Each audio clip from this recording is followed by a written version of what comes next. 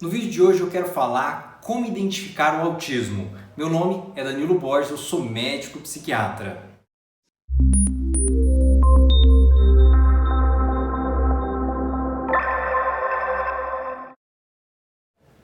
Quando a gente pensa em autismo ou transtorno do espectro autista, a gente tem que entender que é uma condição caracterizada por dois grupamentos de sintomas, ou seja, dois grupos de sintomas. O primeiro grupo seria o que a gente fala que é uma dificuldade na interação social e na comunicação com outras pessoas. O outro grupo de sintomas a gente fala que é caracterizado por comportamentos repetitivos, interesses restritos e ainda alterações na percepção. Esses dois grupamentos de sintomas. Então vamos falar primeiro sobre esse primeiro grupo de sintomas que seriam a dificuldade na interação e comunicação social. Todos nós que não somos desse espectro autista, a gente tem uma interação social. A gente começa a comunicar com uma pessoa, olha nos olhos dela, quer estabelecer um vínculo de alguma forma.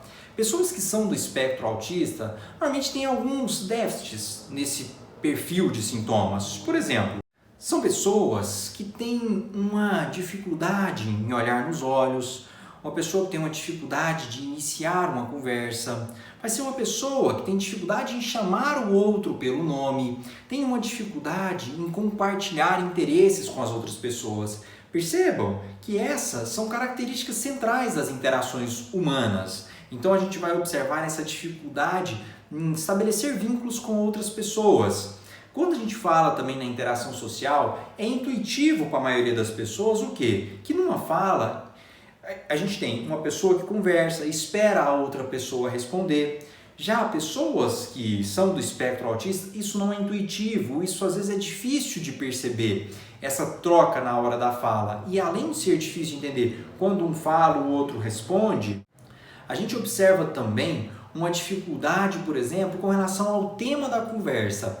No autismo, as pessoas são muito mais interessadas no que elas têm para falar do que o que o outro tem para falar. Então é muito voltado para ela, porque ela deseja uma conversa com quem é do espectro autista. A outra questão, então, isso é parte da interação social. Uma outra questão da interação social seria a nossa capacidade que nós temos de nos colocar no lugar do outro. Eu sei, por exemplo, a gente pelo menos imagina o que o outro vai pensar, o que o outro vai fazer quando a gente fala alguma coisa. Isso é a nossa capacidade de se colocar no lugar do outro. Isso a gente fala que é teoria da mente. Quem tem autismo tem uma dificuldade nessa teoria da mente, então não é tão intuitivo, por exemplo, se eu falar que ela ganhou um peso, aquela mulher ganhou um peso e está mais cheinha, nossa, ela está gorda, ela pode ficar ofendida. Isso é intuitivo para a maioria das pessoas. Às vezes, isso, de se colocar no lugar do outro, falar, opa, se eu falar isso ela vai achar ruim, no autismo não é tão simples assim. Aí ele vai falar aquilo como se fosse super sincero e sem ter a percepção de que isso pode ferir uma outra pessoa. Isso é uma característica de quem é do espectro autista, essa dificuldade de se colocar no lugar do outro para prever comportamento, para prever emoções. São pessoas que têm uma dificuldade em reconhecer emoções. Então, às vezes, pode confundir, assim, olhar para a pessoa e não saber muito bem se ela está com raiva ou se ela está feliz. Sendo que, de novo, para quem não é do espectro autista, isso é muito intuitivo. Quando a gente fala também na comunicação, nesse primeiro grupo de sintomas, a comunicação pra gente ela é dotada de uma parte que é não verbal e a outra que é verbal. Não verbal, o gesto, por exemplo, a entonação da minha voz, o olhar no olho.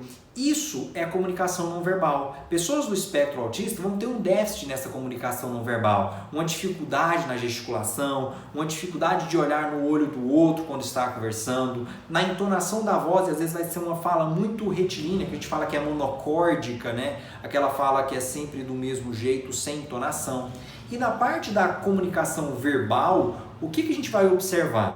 São pessoas que podem ter desde uma ausência completa da fala até um uso incomum da fala. Às vezes usar termos rebuscados num contexto que não é adequado àquilo, né? É a mesma coisa se eu estivesse falando com você aqui e começasse a falar a epidemiologia, a etiologia, a patogenia. Com certeza que para a maioria esses termos podem soar um tanto quanto estranhos. E como eu estou falando aqui para uma pessoa que às vezes não é da área da saúde, eu tenho que usar termos que são mais palpáveis. Então, Eu que não sou do espectro autista, isso para mim é óbvio. Agora, para a pessoa que é autismo, às vezes ela vai utilizar termos rebuscados num contexto que não é adequado, muitas vezes isso. E são pessoas que podem ter uma dificuldade, às vezes pode ter uma fala perfeita, mas aí tem uma dificuldade em entender metáforas, entender ditado popular, porque vê uma palavra e pega o concreto dela. Por exemplo, fala assim, o que significa água mole e pedra dura tanto bate até que fura? Para a maioria das pessoas, isso é lógico. Então, quer dizer que se eu insisto em algo, acaba que eu vou conseguir aquilo, de uma forma bem simplista, né, falando isso.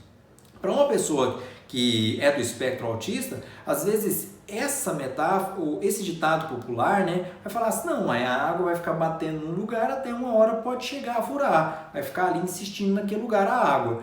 Ele não consegue pegar essa parte da água batendo e expandir para o conhecimento que a gente aplica, né, nesse ditado popular. Então é muito concreto, acredita que a fala é daquele jeito que está ocorrendo ali, que não é possível expandir. Isso a gente observa que é essa dificuldade na interação e na comunicação social. São pessoas que normalmente não têm muito desejo ou têm ausência de desejo ali de estabelecer vínculos com outras pessoas, preferem brincar sozinhas, vão utilizar às vezes os pais, os responsáveis, muito mais como um objeto para o desejo pessoal. Ah, eu quero um pacote de bolacha. E aí, em vez de mostrar e compartilhar, olha pai, eu quero aquela bolacha, que é uma triangulação no olhar, às vezes vai pegar simplesmente a mão do pai ou do responsável e utilizar como se fosse um instrumento, um objeto, vai pegar e vai levar lá só para pegar.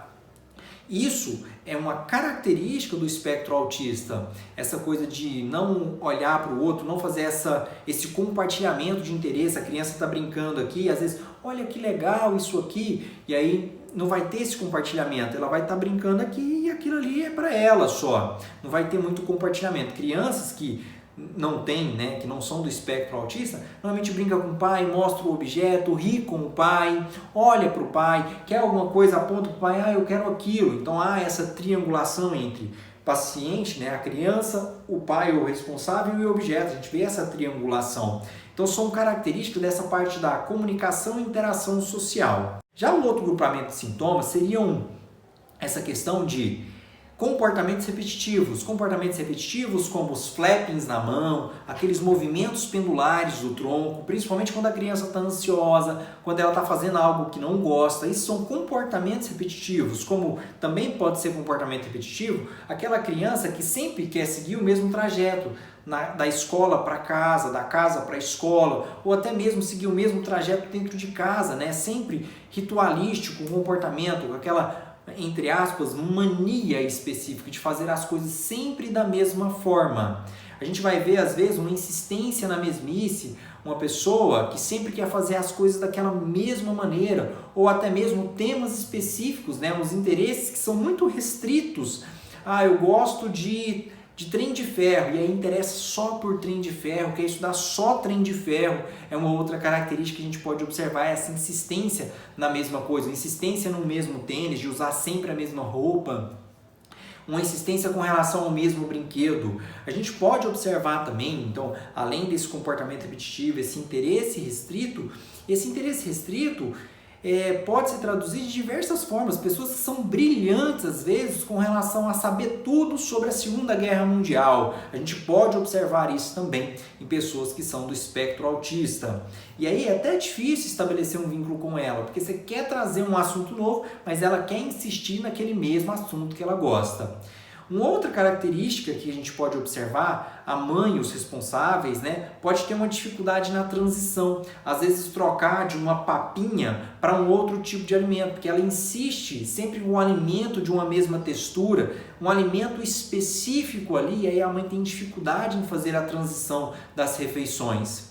E por fim, a característica que eu queria destacar é a alteração na percepção. Às vezes é uma pessoa que tem uma hiperresponsividade a questões do ambiente. Por exemplo, um barulho incomoda demais, um barulho ambiental. Luz incomoda demais a luz, deixa a criança ou a pessoa extremamente irritada. Uma etiqueta de roupa, uma linha que sobra ali na roupa, um creme que passa no corpo, aquilo causa muito desconforto. E uma outra característica que pode ser o oposto dessa, uma hiporresponsividade. Às vezes a criança machuca e não sabe onde machucou. Mas Danilo, para ser autismo precisa ter isso tudo que você falou?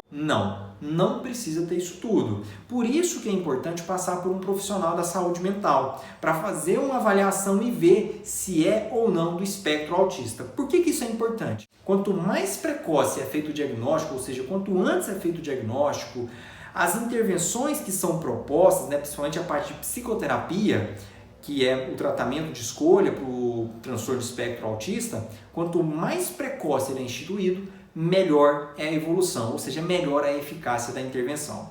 Então, agora você sabe como identificar o transtorno de espectro autista ou o autismo. Se você percebe que algum familiar está apresentando essas características, leve para ajuda profissional, porque, de novo, quanto mais precoce o diagnóstico, mais eficiente é o tratamento. Um grande abraço e até um próximo vídeo.